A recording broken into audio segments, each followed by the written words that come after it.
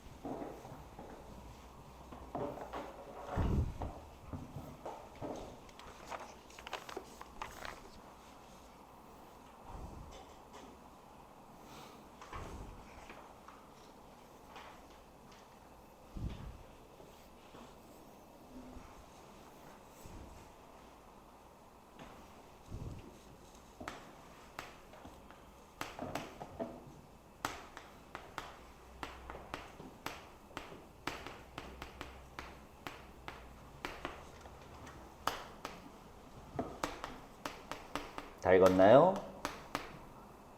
마지막까지 읽었으면 오 이래야 되는데 별 느낌이 없으시죠? 별로.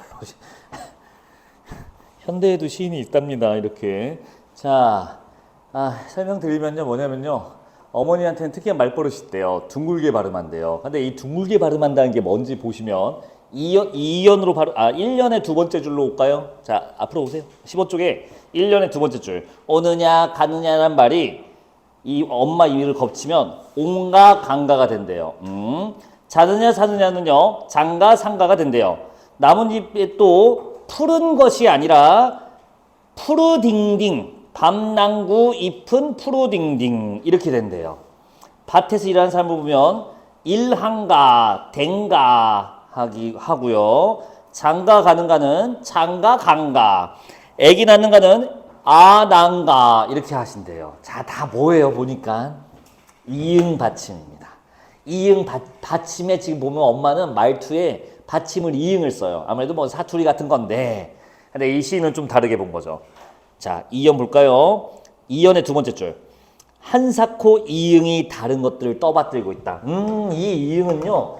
받침 이응이라는 속성, 이응을 받침으로 쓴다. 근데 이 받침이라는 말은 언어에서는 이 종성을 의미하겠지만 다른 뜻으로는 다른 무언가를 뒤에서 버티고 있다는 뜻 아닌가요? 예, 그래서 이걸 받치다. 어디 갔어? 다른 것을 떠받듣다라는 떠받침이라고 우리가 설정을 해주는 거예요. 이 이응은 다른 거를 떠받치고 있는 거네라고 어머니 말투를 보니까. 자, 누굽니까 이게? 이게 어머니네요. 이게 엄마예요. 받침 이응이 엄마야. 떠받치고 있는 거야. 다른 사람을 위해 누구겠어? 자식들을 위해 헌신하고 뒷받침해주는 엄마의 모습을 받침 이응을 쓰는 엄마랑 겹치게 보이게끔 함으로써 표현한 거죠. 다르죠? 요즘 시들이랑 이 정도의 재미는 줘야 그래도 등단을 한다고. 받침 이응이라는 속성을 다른 존재들을 아들을 위해 헌신하는 어머니의 모습으로서 형상화시킨 거구나. 오, 재밌죠? 그 다음 남에게 해코지 한 번도 안 했다는 거. 자, 다음 16쪽. 이 시는 수특에 실릴 정도로 꽤 좋은 메시지가 하나 더 있습니다. 단순히 참신한 것뿐만 아니라 자, 계속 읽어볼게요. 일생을 흙 속에서 산. 그 다음 무장 허리가 굽어져. 여기다 체크해볼까요? 한쪽만 뚫린 동그라미 꼴. 응? 엄마가 어머니를 이응으로 받침 이응으로 설정했는데 근데 이번엔 하나 더 변주를 줘요. 한쪽이 뚫려 있대요. 읽었으니까 알 테겠지만 뭐겠어요? 이제 시가 나옵니다. 뚫려 있는 거야 이응이. 이거 왜 뚫려 있는 걸까? 바로 알려줘요. 자, 어머니는 아직도 당신이 가진 것을 여기 있네요. 퍼주신다. 이거는 엄마가 갖고 있는 걸 퍼주는 그곳인 거예요. 엄마가 갖고 있는 걸 다 퍼주는 구멍인 거야. 그래서 뚫려 있는 거야. 머리가 발에다 둥그러질 때까지. 이제 C자란 말이 왜 나오는지 알겠나요? C자의 열린 구멍. 거기서는 살리는 것들이 쏟아진다. 자식을 살리는, 자식을 위해 자기가 희생하면서 남을 위해 뭐 뒷바라지하는 그런 것들이 쏟아지는데요.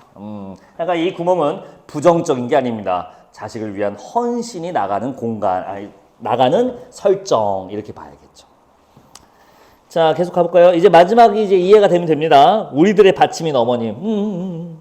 어머니는 한사코 오순도순 사로라이 당부를 한다. 어머니는 모든 것을 둥글게 하는 버릇이 있다. 자, 모든 것을 둥글게 하는 버릇은 사실 뭘 의미하는 거야? 남을 위해 헌신하는 어머니라는 뜻인 거죠. 재미가 있어요. 이 사람 다른 시 봐도 꽤 재밌습니다. 근데 뭐 올해 요거 실렸으니까 보면 돼요. 달라요. 약간 글자가 가지고 있는 이미지를 이용하여 시의 주제를 형상화했다. 요게 딱 요거 전형 선지예요. 여태까지 나온 적 없는 선지지. 근데 이 시에서만 먹힐 수 있는 선지. 글자의 특징, 글자의 구조적 특징을 이용하여 이렇게. 자, 근데 박목월 씨는 왜 붙어 있을까요? 이 할아버지는 갑자기 왜 붙어 있을까? 박목월 씨, 구색 맞추기인데, 야, 이거랑 비슷한 시를 어디서 찾냐? 고민하셨어. 평가 아저씨들도. 그나마 박목월 씨 중에 형상화가 재밌다고 생각한 걸 붙여놓은 건데 아무래도 좀 옛날 시이다 보니까 좀 클래식합니다. 자, 요것도 시 볼게요. 되게 쉬워요. 되게 쉬워. 14쪽 볼게요. 적산가오. 자, 해설 써 있습니다. 배경이 벌써 클래식해지죠. 일제강점기 직후예요. 광복대야. 일본인들이 살던 집이 이제 패전해갖고 전쟁에서 패전해서 일본으로 떠나면서 버려두고 간 집. 그게 적산가옥이래요. 배경이 벌써 광복 이후입니다. 이게 같은 현대시로 묶이는 게 말이 되냐고. 이게 몇 년 차인데 70년 차이야. 예이. 자, 적산가옥 구석에 짤막한 층층계. 층은 이제 말 그대로 그 계단 층이 맞아요. 층이 있는 계단. 계단이야, 계단. 작품의 제목이기도 합니다. 계속 읽어볼게요. 그 2층에서 나는 밤이 깊도록 글을 쓴다. 글 쓰시는구나. 그 다음 써도 강잎처럼 쌓이는 공허감. 근데 글을 쓰는데 써도 공허감이 쌓인대요. 왜 공허감이라는 정서가 도출되는지 한번 보면 그 다음 볼까요? 이것은 내일이면 지폐가 된다. 그러니까 이 사람은 글을 써서 돈을 버는데 자기가 하는 예술이 예술 그 자체가 아니라 생계를 위한 예술이라는 거에 대한 자괴감이 여기 공허함에 들어있는 거예요. 괜찮을까요? 계속 얘기해 볼게요. 어느 것은 어린 것의 공납금, 어느 것은 가난한 실향대. 실향대는 생필품인데 쌀하고 땔감을 보통 의미합니다. 어느 것은 늘 가벼운 나의 용전, 나의 용돈이라는 뜻이죠. 약간 별로 넉넉지 않은 거야. 그러니까 공허하시고 좀 자괴감이 드는 거지. 밤 1시 혹은 2시 용변을 하려고 오줌 누려고 아래층으로 내려가면 아래층은 단칸방 온 가족은 잠이 깊다. 서글픈 것에 저 무심한 평안함. 요 정도. 나는 다시 층층계를 밟고 2층으로 올라간다. 그리고 이 괄호칸으로 묶인 거 있죠. 여기요. 이것 때문에 이대흠 씨랑 같이 붙어 있어요. 보세요. 괄호칸 여러분들 읽어보세요. 나 잠깐 뭐 좀 쓰고 있을게. 네. 다녀오세요. 말씀 안 하고 갔다 와세요. 괜찮아요. 그치. 지금 시에서 화장실 가는 거 보고 같이 갔다 올 생각이. 뭘까요, 이거? 원고지를 밟는다고? 고개사가 지쳐서 내려온다? 이건 갑자기, 이게 뭔 소리일까요? 자, 계단을 생각하시면 되는데요. 지금 주제가 층층계잖아. 이 계단을 뭐 더 올리면 올라올 때 그 밟는 그 계단 생각하시면 안 되고요. 자, 적산가옥이잖아. 여러분들 이미지 속에서 남아있는 아주 뚜렷한 적산가옥이 하나 있는데 짱구네 집을 잠깐 생각해 보세요. 거기가 딱 정확한 그게 일본식 가옥이야. 자, 짱구네 집 몇 층 집이야? 2층 집이고 괜찮지? 바닥 초록색 다람이 깔려있지? 자, 현관 들어가자마자 오른쪽에 계단 있지? 그 계단 떠올려 보세요. 만화를 안 보신 분은 죄송합니다. 계단의 폭이 어때요? 좁죠. 짱구야, 아빠 왔다. 하면서 신영만 씨 대단한 사람이야. 30대인데 도쿄 중앙에 그 마당 딸린 2층 주택을 갖고 계신 분이야. 물론 대사로 맨날 아직 융자가 37년이 남았는데 맨날 이러고 있긴 하지만 세월이 흘렀는데 왜 빚은 왜 맨날 37년 남았지? 층층계를 그리고 나니 됐지? 원고지 같아 보이죠? 원고지는 뭐야? 계단, 층층계를 원고지라고 한 겁니다. 재밌다고 해서 실린 거야. 이대우 씨의 이런 기발함이 여기서도 보이는 한 건데. 에이. 뭐 어찌됐든 좀만 더 봅시다. 원고지는 그래서 계단 이거를 형태의 유사성 때문에 연상시킨 거죠. 급이 높은 거야 이게. 고개사는 뭘까요? 이거는 가난을 고개사라고 한 거예요. 갑자기 왜요? 고개사가 뭐예요? 고개사. 줄 타는 광대 생각하시면 됩니다. 아슬아슬하게 막 줄을 타요. 마치 화자가 경제적으로 어렵게 아슬아슬하게 글을 써가면서 생계를 유지하는 모습을 고개사로 표현한 거죠. 그러니까 원고지를 밟고 원고지 위에서 고개사들이 지쳐 내려온다. 이 원고지는 계단이고 계단은 결국에 뭐냐? 생계가 되는 거죠. 원고지에다 글을 쓰면서 이 사람은 돈을 버니까 생계수단이에요. 근데 고개사처럼 내려온다? 근데 그 생계수단이 아주 넉넉하지 못해서 가난하구나. 이거를 원고지를 밟고 내려오는 고개사라고 형상화시킨 겁니다. 아까는 글자의 특성으로 어머니의 사랑을 형상화했다면 이번에는 형태의 유사성이나 모양의 유사성을 통해서 하고자 하는 생계의 어려움을 표현한 거죠. 다 추상을 구체로 표현한 독특한 기법들이에요. 다 구체화의 독특한 것들. 자, 나머지는 됐습니다. 빨리 읽어볼게요.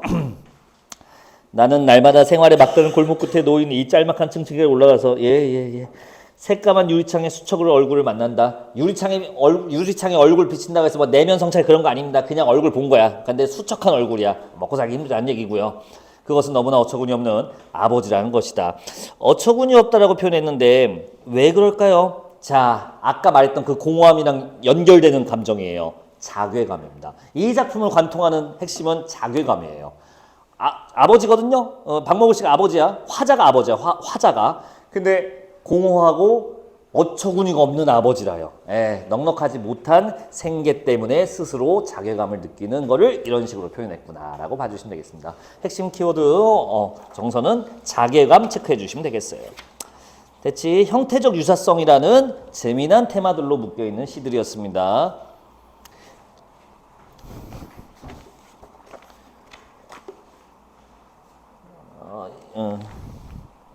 다음 넘어갑시다. 또 초토의 시, 또 새벽 편지. 지겨 죽겠어. 자, 초토의 시, 새벽 편지 모두 교과서 그리고 이런 EBS 연기 교재에 그냥 단골로 실려 있는 작품이라서 아마 오늘 같이 읽다 보면 이거라고 하실 수도 있습니다. 근데 이런 게 중요해요. 왜? 한 번도 안 나왔어, 평가원에. 교과서 작품이고 이렇게 많이 나오고 이 작가들은 이미 평가가 끝났기 때문에 무조건 내도 돼요. 근데 아직도 한 번도 안 나왔어. 언젠간 나오겠지라고 하는데 올해도 또 실려있네요. 자, 같이 보겠습니다. 다 조금 많이 오픈된 시예요. 출제만 안 됐지. 이건 그래서 조금 신경 써서 볼게요. 맨 처음에 초토의 시 보시면 되는데요. 이 두 개가 묶여있는 테마는 이겁니다.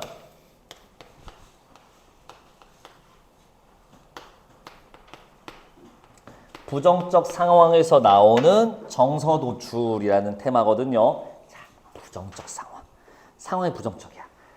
여러 가지 부정적 상황이 있어요. 자, 여기서는 사회 모순이 기본적으로 깔려 있습니다. 딴 건 안 볼게요. 사회 모순 몇 번 했었거든. 알잖아. 이거 유한성, 뭐 감각, 욕심 이런 거.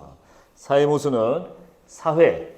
오늘 공부 몇 개 했지만 사회는 구성원들의 행복을 보장해줘야 되는 역할을 해줘야 돼요. 그런데 그 사회가 구성원의 행복을 감소시키거나 생존을 위협하게 된다면 말이 안 되지. 모순이죠. 사회가 구성원의 행복을 보장하지 못하는 상황을 말해요. 그때 나오는 정서는 무엇인가라고 하는 건데 제 공식에 따르면 뭐 나왔었죠? 가슴이 아파. 야, 2시간째 자고 있어. 언제까지 자려고 그래. 일단 좌절, 체념 이런 거 나오지 않을까요? 왜냐면 권력은 거대하니까. 개인의 권리에 비해서 좌절하기도 하고요. 하지만 그 좌절만 하고 체념할 수도 있지만 희망을 찾을 수도 있겠죠. 다양한 감정들이 존재할 겁니다. 그래서 사회적 부조리, 사회적 모순 상황에서 어떤 다양한 정서들이 나온지 그걸 구분하게끔 나온 테마들입니다. 그래서 일단 기본적으로 부정적 상황이 깔려 있어요. 가볼게요. 판잣집 유리 딱지에 지금 우리 17쪽 보고 있어. 17쪽 보시면 판잣집 유리 딱지에 아이들 얼굴이 불타는 해바라기 마냥 걸려 있다. 자, 이 불타는 좋아 보이나요? 나쁘어 보이나요? 하면 아직 단서는 없죠. 이제 뒤에서 잡아야 돼요. 자, 근데 그냥 우리 그냥 느낌으로 해보자.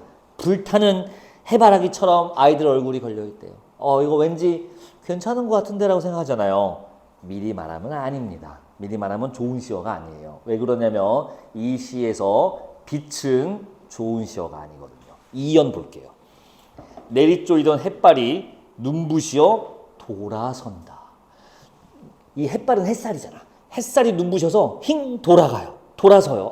이렇게. 나도 돌아서요. 울상이 된 그림자. 자, 그림자 네모 쳐놓으세요. 미리 쳐놓자. 그림자 네모 쳐놔요. 울상이 된 그림자가 나의 뒤를 따른다. 자, 울상 밑줄, 뒤따른다 밑줄. 아무리 봐도 부정적인 상황이 맞습니다. 그리고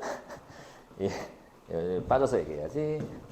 올해 출제 교수님들 그 후보 명단들이 이제 슬슬 돌거든요.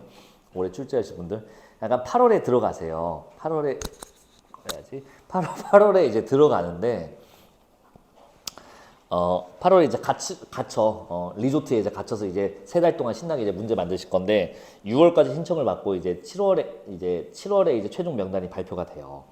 근데 이제 거기에 지원하신 교수님들 이제 명단 같은 게 이제 대학가에서 이제 얘기가 좀 있으니까. 왜냐면 휴강 공지를 기말 대비 들어가기 전에 해줘야 되거든, 대학생에. 그러니까 2학기는 저 휴강입니다를 미리 알려줘야 돼, 대학교하고. 그래서 대충 알아요, 이게.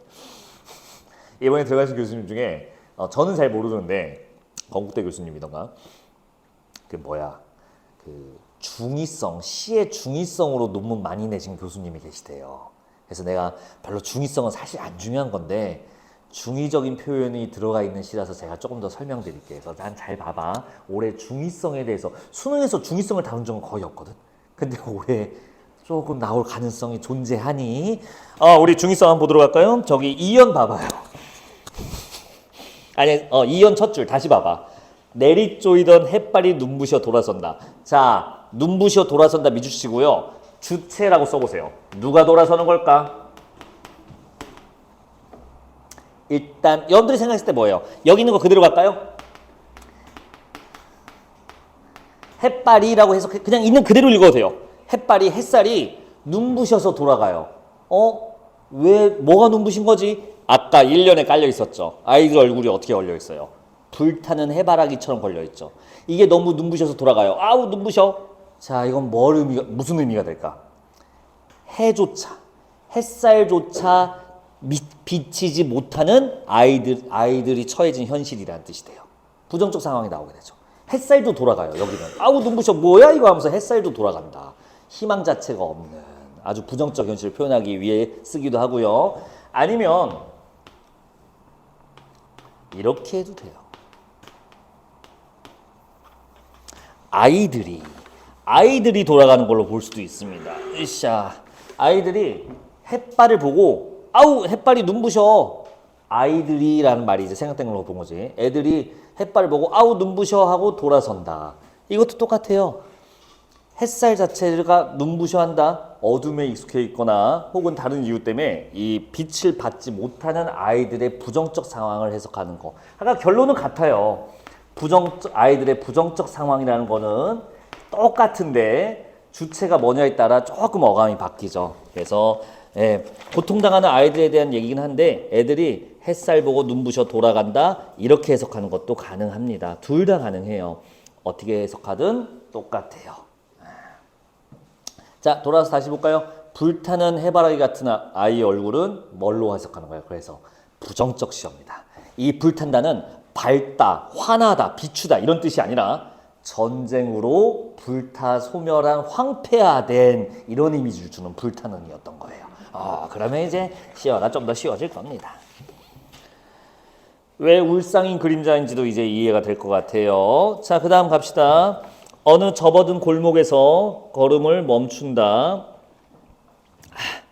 잿더미가 소복한 울타리에 조금 유치해요. 개나리가 마음을 줬다. 개나리 체크합시다. 개나리는 방금 잿더미 같은 말이랑 대조되는 희망을 상징하는 시어입니다. 조금 유치하다고 했어요. 이것도 전쟁 이후에 쓴 거야. 1950년대 시야 이거. 70년이 넘었네 이 시는. 와, 현대시입니다. 저기 언덕을 내려 달리는 소녀의 미소에 앞니가 빠져 죄 하나도 없다. 자, 뭐겠어요? 순수함입니다. 자, 희망을 어디서 발견해요? 개나리와 소녀의 미소에서 순수한 희망을 발견합니다. 그런 겁니다. 자, 그럼 화자의 정서가 전환되겠지. 마지막 년 볼게요. 나는 술 취한 듯 흥그러워진다. 화자의 정서가 직접 나오네요. 흥그러워진다는 진짜 있는 말은 아니고 이 사람이 만든 건데 뭐 흥이 달아오르다 정도로 보면 될 것 같아요. 신이 난다. 정확히는 뭐 희망이 생긴다 정도로 봐주자고요. 자, 그림자 네모 한번 더 칠까요? 대조되어 있는 거 볼 건데 두 가지가 대조되어 있어요. 웃으며져 이번엔. 그리고 앞장을 서지요. 아까 울음과 웃음은 설명 안 할게요. 이건 긍정 부정 너무 명확하니까. 뒤따르다는 뭘까요? 앞서지 못하고 무언가 처해진 현실에 수능 체념하는 이미지가 뒤따른다라고 아까 설명되어 있다면 이번 앞장서는 뭡니까? 희망을 향해 나아가다라는 이미지를 확 주죠. 약간 이미지적으로도 감각적으로도 그리고 의미적으로도 완벽하게 대조되어 있는 그림자로서 전환된 겁니다. 안 어렵지? 새벽 편지 봅시다. 새벽 편지. 새벽 편지 보고 바로 문제 풀어야 돼요. 이건 문제가 있어요. 새벽에 깨어나. 시간적 배경이 좀 핵심이에요. 참, 이 시는요. 시간의 이동이 없어요. 근데 시간의 다양한 시간은 암시되어 있어요. 뭔 소리야? 새벽으로 시간은 고정되어 있습니다. 이 시어는. 그러니까 시간의 흐름이 느껴지면 안 돼요. 하지만 각 시간에 따른 이미지와 속성이 별도로 설정돼요. 자, 무슨 말인지 계속 가볼게요. 새벽에 깨어났어요. 반짝이는 별을 보고 있어요. 이거 유치한 시니까 빨리 말할게. 별이 희망이야. 희망을 보고 있으면 이 세상 깊은 어디에 마르지 않는 사랑의 샘 하나가 출렁거리고 있을 것만 같다. 자, 사랑의 샘 좋은 시어죠. 사랑이 가득한 시대를 기대하는 거 괜찮을까요? 자, 여기서 낚시 포인트가 하나가 이거예요. 새벽은 화자가 추구하는 시간인가? 그건 아니에요. 화자가 추구하는 시간이 아니라 화자가 추구하는 시간을 기대하는 시간이죠. 기대할 수 있는 시간. 자, 그러면 화자가 추구하는 시간은 언제겠어요? 아침입니다. 아침이라는 시어는 없어요. 이 시에 있나? 있긴 뒤에 비슷한 있네요. 뒤에 있을 텐데요. 화자가 추구하는 시간은 아침이지 이 새벽은 아침을 기대하는 시간입니다. 더 읽을게요. 고통과 쓰라림과 목마름의 정령. 자, 요거 밑줄 치세요. 지금 읽은 거. 고통, 쓰라림, 목마름, 정령. 밑줄 치고요. 밤이라고 쓰세요. 밤, 나이트. 이게 왜 밤이에요? 새벽은 아니야. 새벽은 별이 떠 있고 살짝 밝아요. 근데 이 부정적 것들은 깜깜한 아침과 반대로 잡아줘야 돼요. 그러니까 깜깜한 밤이에요. 얘들은 잠들어 있어요. 잠들어 있다가 잠들어서 지금은 없다라고 해석해도 되는데 지금 계속 잠자고 있다라고 봐도 되거든요. 자, 뭘로 보든 상관없습니다. 새벽이 갖고 있는 독특한 시간을 활용한 거예요. 새벽은 밤의 속성도 갖고 있죠. 조금 어둡잖아. 근데 밝아오고 있는 시간이니까 아침, 밝음의 속성도 함께 공유하고 있죠. 그래서 이 밤이라는 속성도 함께 지금 잠들어 있다 정도로 받아들이면 되고요. 계속할게요. 눈시리 붉어지는 인간의 혼들만 깜빡이는 아무도 모르는 고요한 그 시각. 네, 새벽 말하는 거예요. 새벽 지금. 우리들 가슴에 깊숙한 뜨거움과 만난다. 빨리 읽을게요. 여기는 다시 고통한 법을 익히기 시작했다. 이제 여기 잘 보세요. 이제 밝아올 아침의 자유로운 새소리. 됐지? 듣기 위해. 따스한 햇살, 바람과 라일락꽃 향기를 맡기 위해서. 아침이야, 아침. 진정으로 너를 사랑한다는 한마디. 새벽 편지를 쓰기 위하여 새벽에 깨어나 반짝이는 별을 보고 있으면 숨이 상관이야? 누가 이러는 줄 알았네. 이 세상 깊은 어디에 마르지 않는 희망의 샘 하나가 출렁거리고 있을 것 같다. 됐죠? 새벽에 편지를 쓰는 행위는 그럼 뭐죠? 희망, 더 나은 세계를 기대하는 행위라고 하시면 되겠죠. 자, 그러면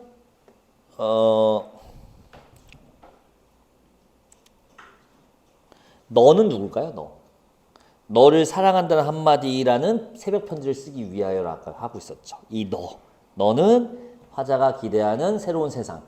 뭐랑 어떤 시간이랑 대응하여 아침이랑 대응되는 너라는 존재라는 거 확인해 주시면 되겠습니다. 너가 아침이에요. 새로운 시대, 밝은 미래 이렇게 해석하시면 되겠습니다. 된 것 같습니다. 그러니까 이 작품에는 실제로 새벽으로 시간이 고정되어 있지만 절망과 좌절의 시간인 밤, 그리고 화자가 현재 기대할 수 있는 시간이 새벽, 그리고 기대하는 시간 그 자체인 아침, 이렇게 세 가지 시간에 대한 속성이 충분히 암시되어 있다고 봅니다. 이 정도 보면 될 것 같습니다. 수미상가는 뭐 이제 다 알잖아. 자, 문제를 바로 풀어야 되거든요. 맨날 나왔어요. 다른 수특이나 교과서에. 자, 근데 교과서를 갖고 오는 건 좀 그렇고, 2018년 수특에도 한번 나왔던 적이 있습니다. 이 초토의 시는. 두 문제인가 있을 거예요. 세 문제네. 세 문제 한번 풀어볼 건데요. 자, 처음 보는 시가 있을 거야. 아니, 처음 보는 게 아니라 이미 교과서에 이미 알고 있었던 시가 있을 텐데, 첫 번째 시가 김수영의 풀인 거 확인되시죠? 이거 교과서에서 보신 분이 있어요. 일단 양지고 2학년 때 문학 시간에 했었고요. 해밀고도 하지 않았었나요? 김수영의 풀이 눕는다. 예. 민중 그거요. 기억하고 계시군요. 풀은 올해 나오나요? 안 나옵니다. 수능에 이미 팔렸어요. 팔린 시기 때문에 안 나옵니다. 먼저 갔어요. 초토의 시 혼자 남아있어요. 빨리 가면 되는데. 자, 풀. 잡초. 그런데 시가 근현대 시다. 그럼 이거 해서 100% 민중입니다. 민중으로 해석하시면 돼요. 그냥 믿고 그냥 이걸로 가시면 됩니다. 예외가 없습니다. 그냥 다 이거예요. 왜냐하면 이거 말고는 쓸 소재가 딱히 없어요. 근데 왜 이런 것들을 민중으로 사용하는데 사용했느냐. 자, 김수영이 썼잖아요. 풀 잡초는 나무랑 비교해 봅시다. 바람이 많이 불면 나무는 부러질 수도 있죠. 근데 이거 풀이 바람이 많이 불어서 부러졌어요. 말이 안 되죠. 그러니까 개별적으로는 아주 작고 연약해 보이지만 사실 시련에 버티는 힘이 아주 있는 강인한 민중인 것 같다라는 얘기로 쓰는 거지요. 그래서 그렇고요.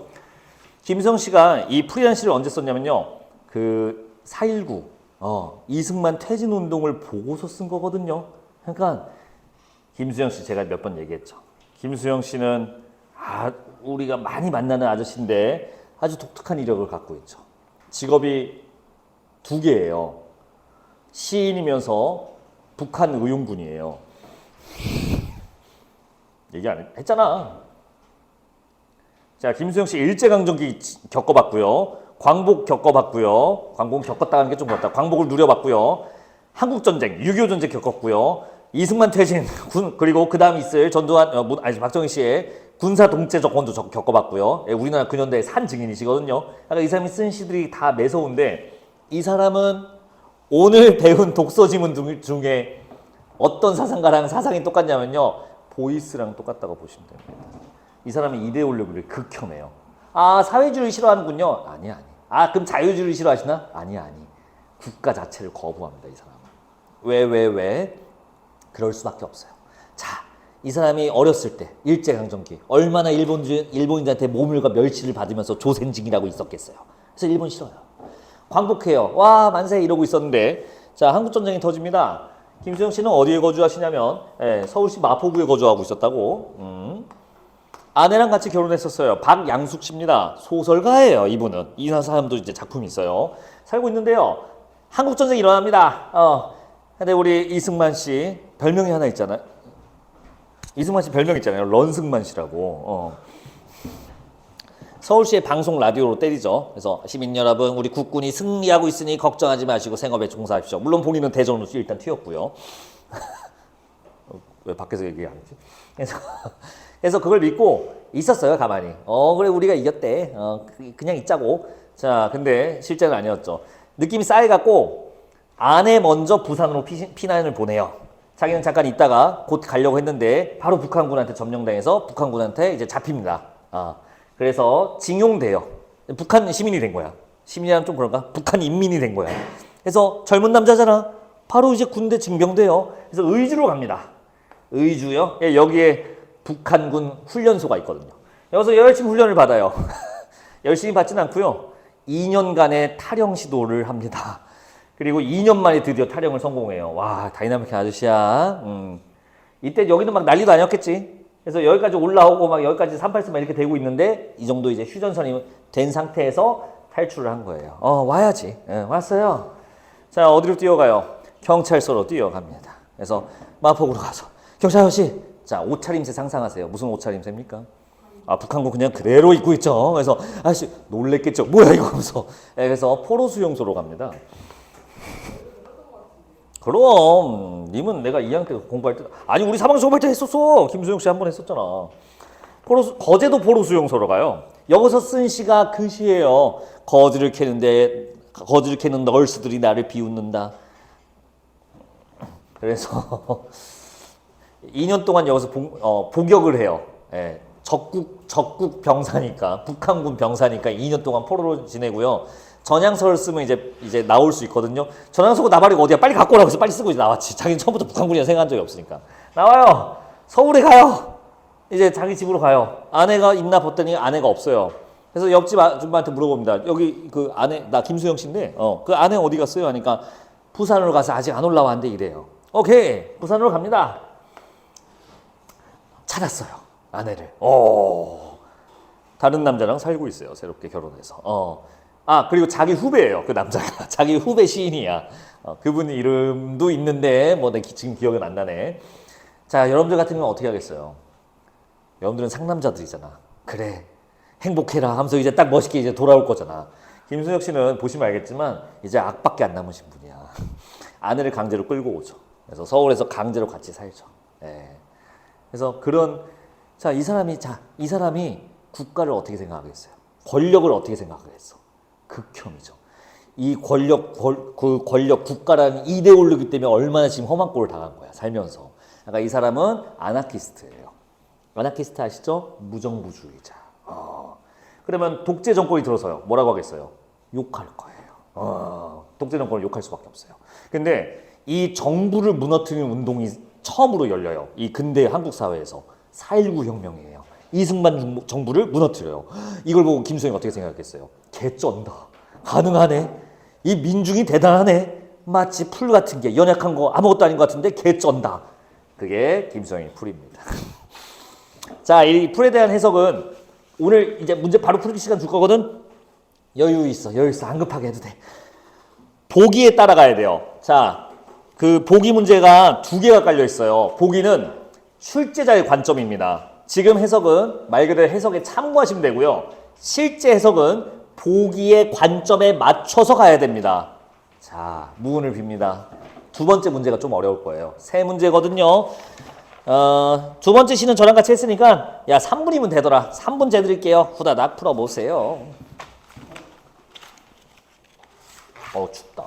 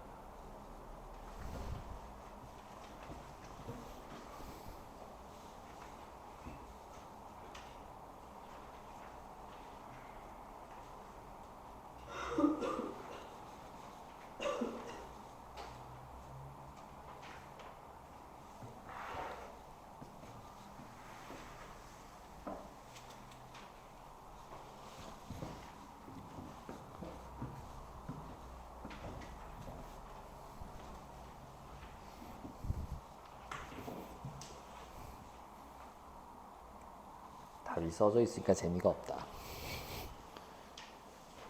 자, 1분 20초 남았어요.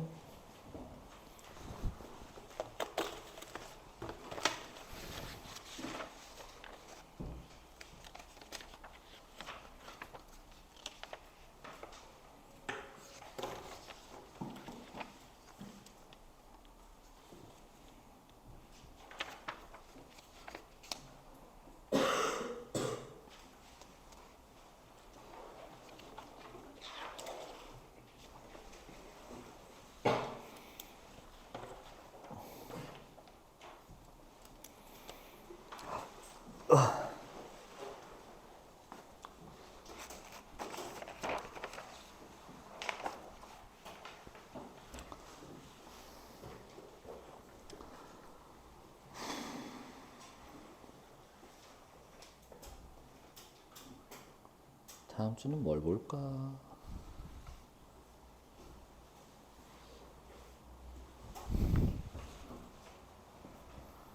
너 강대 K도 풀어봤냐? 강대 K 모의고사.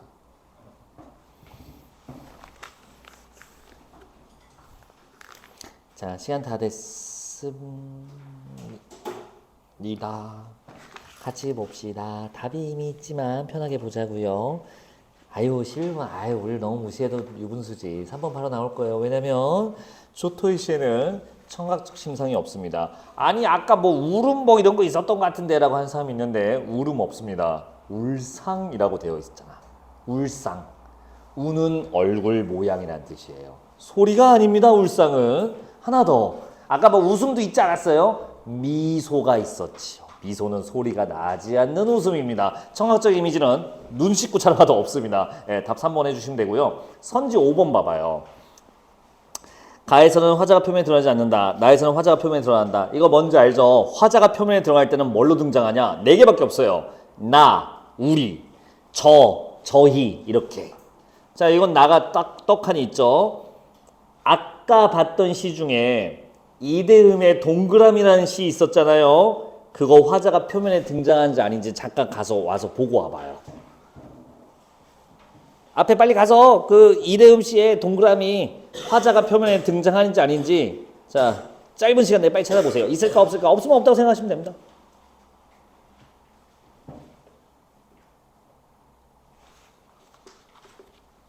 있죠? 있어요.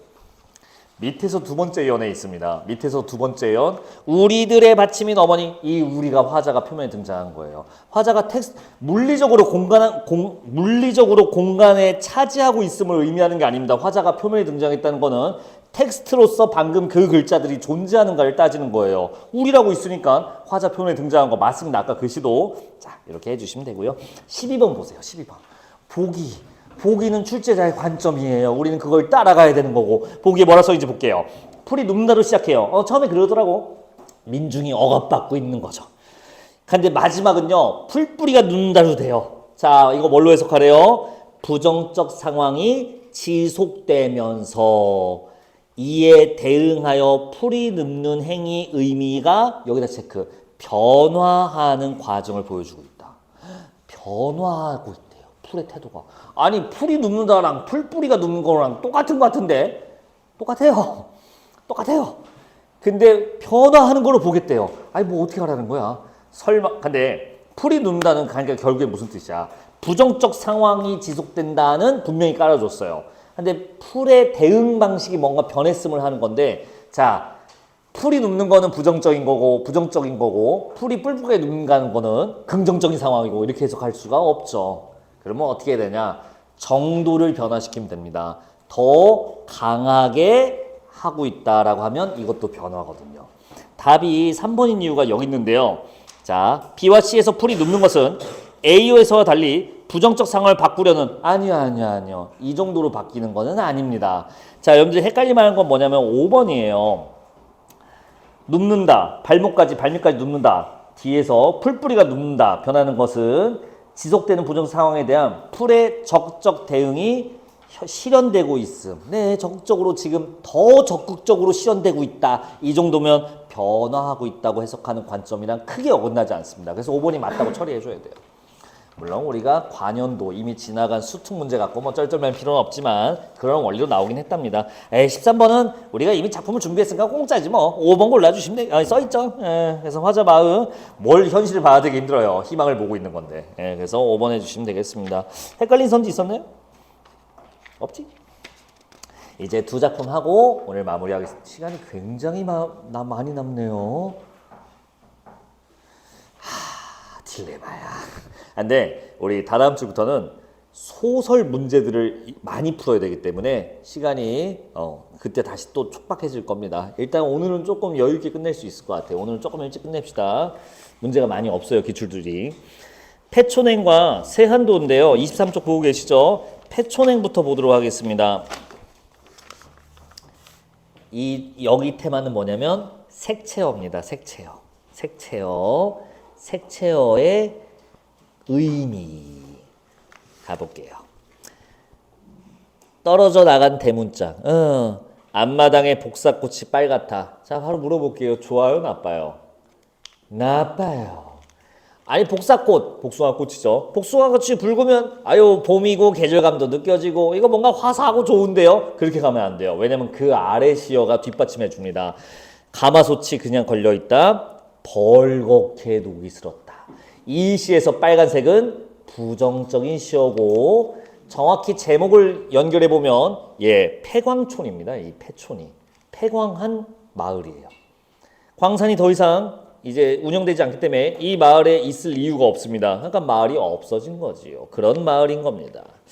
계속 가볼게요. 이제 잡초가 우거진 부엌바닥. 네네. 아무렇게나 버려진 가계부. 콩나물 깎아 친정어머니 쓰다만 편지.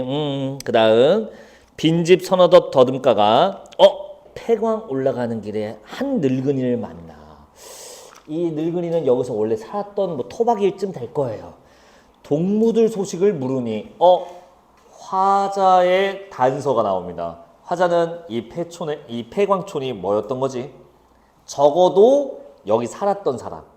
조금 리얼하게 해석해드리면 고향이라는 뜻입니다. 고향을 상실한 거예요, 지금.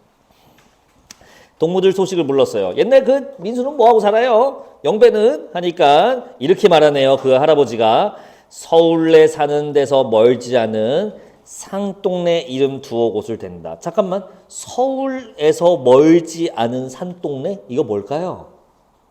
원미동입니다. 이게 뭐라고 하더라? 빈민촌. 빈민촌에서 여전히 살고 있다는 거죠. 여기 있던 사람들이. 자, 시 상황, 이거는 어떻습니까? 이거 왜 주었지? 부정적 상황에서 나오는 정서 도출 괜찮을까요? 이거는 좌절 체념으로 가는 거예요. 그리고 빨간색은 그 부정적 상황이나 분위기를 배가시키는데 이용하고 있고요. 그러니까 복사꽃이 빨간 거 보니까 너무 분위기가 좋아요 하면 개소리인 거 바로 되실 겁니다. 자, 근데 세한도는 이 빨간색을 어떻게 활용했는지 보러 가자고요. 다음 장 넘겨볼까요? 그 아래에 있네요. 자, 난로 기우둠에 기울어 가는 마을 회관역. 자, 마을 회관이 기울어 가요. 근데 그 옆에 청솔 한 그루가 꼿꼿이 서 있대요. 청솔, 푸른 소나무입니다. 푸른 소나무와 마을 회관은 대조되고 있어요. 그러니까 청솔은 꼿꼿하게 있어요. 계속 가볼게요. 다음 장. 한때는 앰프 방송 하나로 집집에 새양집까지 깨우던 회관역. 자, 한때 어떻대요? 한때는 여기가 활성화됐던 마을이었던 거야. 아주 활기찬 마을이었던 거지. 근데 지금 그 옆에 그 등치에 터지고 갈라진 아픔으로 푸른 눈 더욱 못 감는다. 푸른 눈을 못 감는다. 자, 아까 청솔의 위치를 다시 한번 보시면요. 이 마을회관 옆이거든요. 그러니까 이 마을회관이 잘 나갔을 때도 있었고 지금처럼 기울어질 때도 있는 거예요. 약간 이 마을이 아픔이나 잘 나갔을 때 전성기나 아니면 아픔 시련을 겪고 있는 거를 봐오고 있었던 존재다라고 하는 거예요. 그래서 눈을 못 감는다. 이걸 다 보고 있다라는 뜻이고 의인화가 자동으로 적용되죠. 이쯤 되면. 다음, 그 회관 들창 거덕내는 대바람 때마다. 그러니까 그 회관의 창문을 거덜내는 바람이 분대요. 시련. 마을에 이제 시련 몰락쯤 되겠죠. 청솔은 또 한바탕 노엽게 운다. 여기 좀 조심하셔야 돼요. 청솔이 울고 있는데요. 이게 감정이 이입됐다고 해도 나쁘진 않은데요. 감정이입이라고 하면 큰일 납니다. 자, 일단 누구의 감정인지 찾기가 어려워요. 무슨 말이냐? 감정이입이 되려면 어떤 인물의 정서가 이입돼야 되거든요. 그러면 이 마을이 붕괴한 거에 대해 노여움을 느끼는 존재 인물이 등장해야 되는데 그 아래 바로 읽어볼까요? 어떤 인물이 등장하거든요. 거기 술만 취하면 앰프를 켜고 천등상 박달재를 울고 넘는 이장과 함께. 이장님은 지금 분노한 게 느껴질까요? 천등산 박달재를 울고 넘는 이게 뭐냐면요. 노래 가사예요. 이 노래는 68년인가에 나왔을 겁니다. 울고 넘는 박달자라는 노래예요. 저번에 회식한 적이 있었거든요.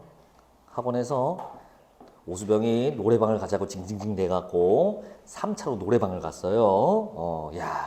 여기 할아버지라고 바글바글 가니까 또 별로 안 좋더라고. 내 취향이 아니더라고. 난 노래를 별로 안 좋아하거든. 자꾸 나보고 하나 하래요. 해줘야지 뭐 노인네들 데리고. 그래서 이제 뭘 불러줄까 하다가 이거 불러줬어요.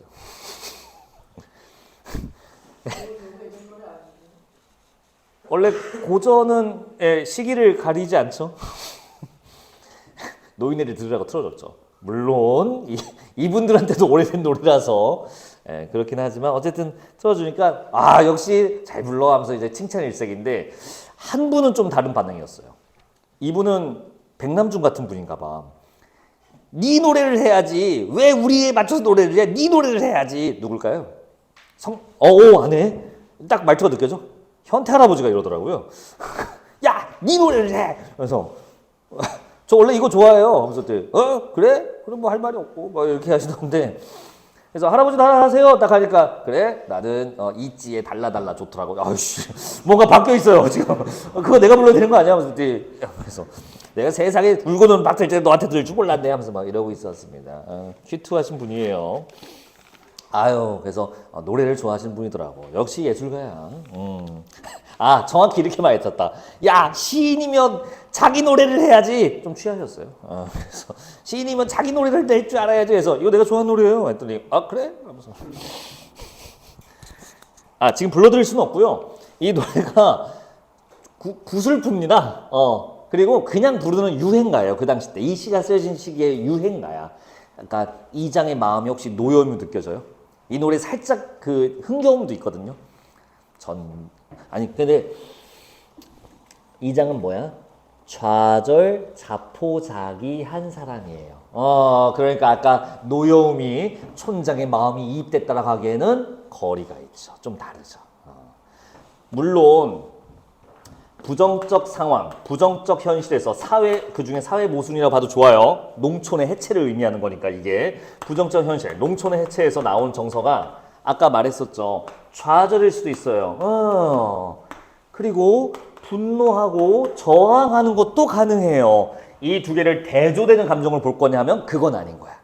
다른 감정이지만 대조되는 감정은 아니야. 부정적 현실로서 나올 수 있는 감정들일 뿐인 거지. 구분은 되지만 대조는 아니다. 그렇게 잡아주시면 되겠습니다. 그래서 그 청솔과 이장님은 사실 같은 부정적에서 나오는 부정적 정서를 느끼고 있는 것뿐이에요. 같지는 않지만 같은 상황에서 나온 정서입니다. 다음 그러니까 대응해요. 대응은 돼요. 대조가 아니라 대응이 오히려 어울려요. 다음 생산도 새마을도 다 끊긴 궁벽. 궁벽은 후미지고 으슥하다 이런 뜻입니다. 그러나 유치하지만 좀 체크해 놓을까요? 그러나 전환. 저기 난장난 비닐하우스를 일으키다. 난장난 비닐하우스를 일으키다가 그 청소를 바라보는 몇몇들을 보아라. 이 몇몇들은 뭐하는 사람들일까요? 그러면 절망적 상황에서도 포기하지 않고 희망을 꿈꾸는 사람들인 거지요. 부정적 현실에서의 다양한 정서들이 지금 도출되어 있죠. 청소를 바라본다는 건 뭘까요? 여기서 청소는 아직 꺾이지 않은 거예요. 마을회관은 기울었지만 청소는 처음에 꼿꼿이 서 있는 걸로 설정했죠. 그러니까 아직 남아있는 희망으로 상징할 수도 있어요. 그러니까 이걸 쳐다본다는 거는 희망을 꿈꾸는 사람들이라고 해석하시면 되겠습니다. 그리고 뭔가 노력하고 있는 거죠. 자, 그 다음 그때마다 삭바람마저 빗질하여. 자, 이 삭바람은 시련이에요. 아주 매서운 바람이야. 시련인데 이걸 청솔이 빗질해준대요. 이렇게. 뭐지? 서러움조차 걸러내요. 서러움을 걸러내준대요. 이 시련에서. 그래서 푸른 숨결을 풀어낸대요. 그런 청소를 보래요. 이거 무슨 말일까? 자, 이때 청소의 정서는 뭘까요? 위로라고 써주세요. 위로. 딴 걸로 해석할 이유가 없어요. 청솔이 사람들의 아픔, 시련 이런 것들을 잘 빗어준대요. 서러움도 걸러준대요. 위로해주는 겁니다. 그래서 위로까지 하는 청소도 나오고요. 그리고 자 유견 첫 줄이 여러분들 조금 갸우뚱할 수 있는 말인데 일단 읽어보자. 나는 희망의 노예는 아니거니와 이게 무슨 말이에요? 희망이 없다는 건가요? 표면에 드러난 화자는 그게 아니라 그냥 쓰세요. 그냥 쓰고 다른 식으로 해석하지 마. 근거 없는 희망이 아님이라고 쓰시면 됩니다. 이걸 이렇게 표현한 것뿐이에요. 그러니까 여기서 더 넣지 말고 더 빼지도 마세요. 근거 없는 희망이 아님. 화자가 품고 있는 희망이 근거 없는 희망이 아닌 거야. 희망에 단순히 희망 하는 그런 희망의 노예 같은 게 아니라 우리 충분히 가능한 희망 미래야 라고 한다는 뜻입니다. 그래서 이상하게 해석하지 마세요. 이거. 네, 그러니까 자기가 근거 없는 희망이 아니거니와 까맣같이도 얼어 죽는 이 아침. 여기서 아침은 냉혹한 현재 부정적 현실이겠죠. 애도 저 동료에선 꼭두선이 빛이 타오른다. 자, 꼭두선이 써 있죠. 붉은색입니다. 이 붉은색 빛이 타오른다. 그러니까 희망이죠. 이번 붉은색은 아까 붉은색과 다르게 희망의 색깔로 쓰이고 있죠. 같은 색채이지만 다른 의미로 사용할 수 있다를 보여주고 싶으셨나 봐요. 올해 수특에서. 별거 아닌 내용들이었습니다. 이거는 기출도 없더라고요. 자, 다음 주부터는 기출이 많아져서 문학 문제들이 좀 많아질 거예요. 오늘 해보니까 독서 2개로 줄어서 시간이 좀 세이브 되니까 이제 좀 문학 문제 분석하는데 좀 힘을 써보자고요. 우리가 여러분들 모의고사 보니까 문학 오지게 틀려대더만 문학 연습을 좀 해봅시다. 독서는 많이 했으니까. 독서 계속 2개씩 할 거야. 오늘 좀 일찍 끝내겠습니다. 오늘 여기까지 할게요. 고생했습니다. 너 시험지 가져가.